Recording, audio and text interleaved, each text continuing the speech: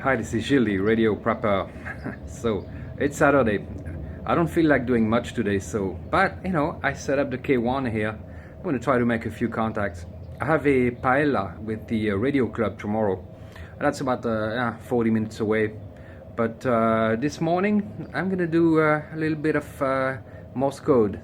And for that I installed the MPAS system on my balcony. Let's see if the MPAS, the Hybrid-Micro, will tune first.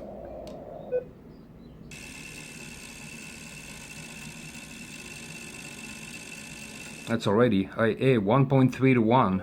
Perfect. Just for the heck of it, I'll try to see if the MPAS with the whip tunes on 80 meters, because hey, that's what you do on a Saturday, right?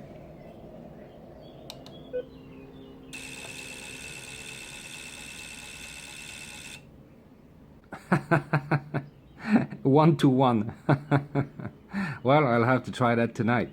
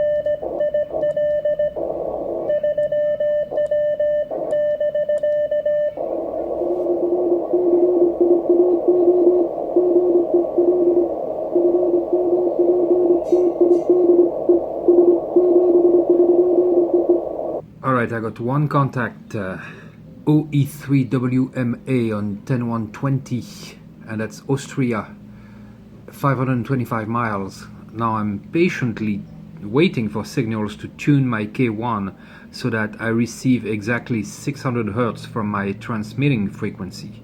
And I'm waiting for strong signals. I'm watching the reverse beacon network, and when I hear something I go to the frequency and I try to tune a little capacitor there to so that I hear a 600 Hertz tone. Not easy. Big problem.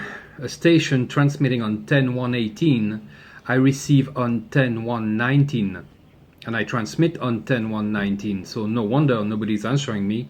So I do have an alignment problem. Alright, I fixed it with the help of my MTR and Don Willem, the Elecraft K1 guru, who sent me an email and told me what to do. It was just basically adjusting the transmit offset with an adjustable capacitor, but I had to adjust the filter, center the filters first, and set the frequency in the memory onto the receiving frequency, not the transmit frequency. Anyway, it probably doesn't make sense to you, but finally my K1 receives on the same frequency it transmits, and that helps a lot.